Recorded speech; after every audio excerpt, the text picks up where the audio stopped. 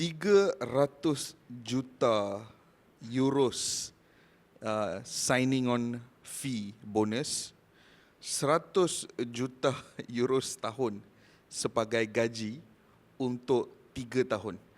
Jadi nilai kontrak baru yang ditandatangani oleh Kylian Mbappe berjumlah 600 juta euros. Aku kadang-kadang ni aku faham bola sepak ni adalah sukan yang memerlukan wang, aku faham. Tapi kadang-kadang aku tengok benda-benda macam ni, aku macam, kenal ke aku lagi dengan sukan yang aku suka ni? Like, ia dah berubah menjadi satu arena yang cukup aku tak kenali dah sekarang ni. 600 juta untuk satu pemain untuk tempoh masa kontrak 3 tahun. Jumlah yang pada aku sangat berbahaya. Aku pun, kalau kita nak articulate benda ni, kalau kita nak membedah perkara ini dan menyatakan satu persatu kenapa perkara ini bahaya, mungkin tak cukup episod ni kan? Mungkin tak cukup episod ni. Tetapi tidak perlu sebarang pembedahan pun, tidak perlu sebarang pandangan yang terlalu dalam. Kita boleh rasa the general feeling bila kita dengar berita-berita macam ni. Ini adalah satu perkara yang sangat membahayakan untuk bola sepak. Kan? Dan untuk seorang pemain berusia 23 tahun, mungkin by the time dia berusia 30 tahun dia dah jadi billionaire, bukan lagi multi-millionaire. Selalunya sekarang pemain bola sepak orang katakan sebagai multi-millionaire. Tapi tidak, ini dah masuk era di mana pemain bola sepak juga boleh jadi billionaire. Satu perkara yang aku tak tahulah nak kata positif ke, tak positif ke. Bukan kita mempersoalkan penerimaan wang dia kan. Itu dia ditawarkan, bukan dia paksa kan. Dia ditawarkan sebegitu rupa. Tetapi aku tak menyalahkan dia. Menyalahkan dia. Chances are most of us kalau kita ditawarkan kontrak macam tu pun kita akan ambil tanpa berfikir dengan panjang. Tetapi Kish yang menawarkan kepada dia, itu masalahnya. Itu adalah salah satu punca permasalahan yang paling tinggi. Kita tengok sekitar 10 tahun lepas, satu langkah baru daripada badan berwajib bola sepak memperkenalkan financial fair play. Ini seolah-olah satu ejekan semula kepada financial fair play. Seolah-olah dalam deal ini dia berkata pada financial fair play, what financial fair play? Tidak ada lagi perkara-perkara yang macam ni, Kish. Dan satu lagi perkara membabitkan Kylian Mbappe ni, Kish. Aku ni tak suka transfer saga tau. Transfer saga dengan transfer rumours adalah dua perkara yang berbeza. Rumours hang just dengar, boleh jadi dia betul, boleh jadi dia tak betul, boleh jadi dia hanya digunakan untuk pelaris tabloid, boleh jadi dia dibangkitkan oleh jurnalis yang berkredibiliti tinggi. Itu adalah rumours. Inilah transfer saga. Bermakna apa? Bermakna sudah ada kontak di antara pihak Mbappe dan juga Real Madrid. Cuma kita nak ikuti pengakhirannya dia di mana. Akhirnya, minggu lalu kita dah tahu, pengakhirannya Mbappe kekal di PSG. Tadi hang sebut penawar kontrak itu, parti yang menawarkan kontrak sejumlah itu adalah satu masalah yang perlu kita lihat.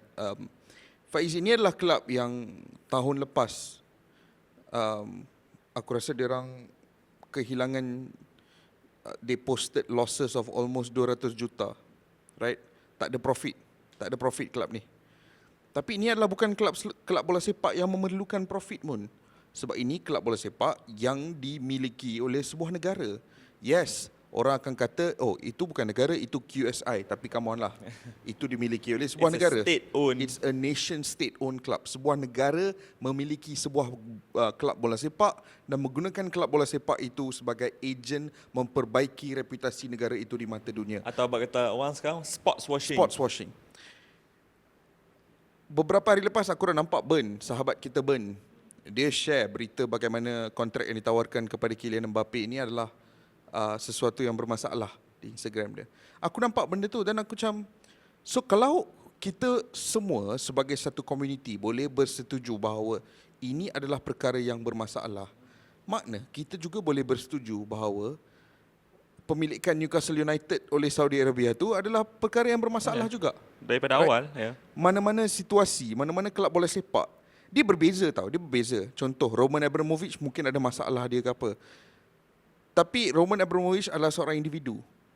Bukan aku nak kata maknanya tidak masalah, ada. Dia Tapi oligarki. permasalahan itu exist on a scale. Bukan semua masalah memiliki nilai keterukan yang sama. Ada setengah masalah tu memang teruk, memang unacceptable. But there are some that are worse than that. And bagi aku, pemilikan kelab bola sepak oleh sebuah negara adalah perkara yang unacceptable. Dan sekarang ni, on one hand Faiz, tadi yang cakap, penawar kontrak kepada Kylian Mbappe itu adalah salah. Aku setuju. Tapi aku juga merasakan kita sebagai sebuah komuniti bola sepak dunia perlu buat self-introspection dan menerima hakikat bahawa kita turut bersalah sedikit kerana membenarkan bola sepak sampai ke tahap ini. Ya. Bola sepak 10 tahun lepas, 20 tahun lepas sudah ada elemen permulaan, elemen perkara-perkara ini. Dan kita sebagai komuniti membenarkan perkara ini berlanjutan, lebih membesar dan menjadi satu wabak yang tidak boleh dikawal lagi dalam bola sepak pada ketika ini. Bola sepak sudah mula menjadi, kita tahu bola sepak adalah bisnes kerana ia perlu, ada banyak orang yang makan gaji dengan bola sepak, bukan sahaja pemain bola sepak, staf jurulatihan, pekerja di kantin, pekerja di bilik dobi kelab, itu semua memerlukan wang untuk membayar gaji mereka.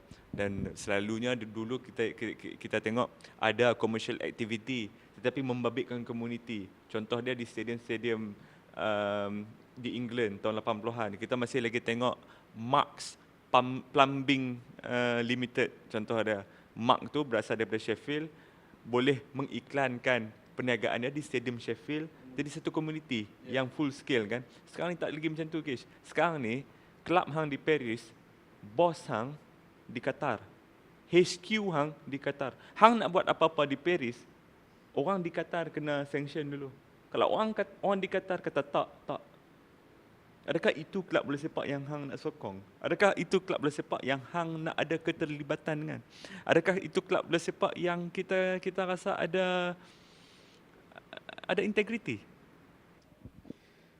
Aku tak nak tambah apa-apa lagi kerana semua soalan yang Faiz cetuskan tadi itu adalah soalan-soalan yang kami berdua, anda semua di rumah dan kita semua sebagai sebuah komuniti bola sepak dunia perlu fikirkan dan jawab.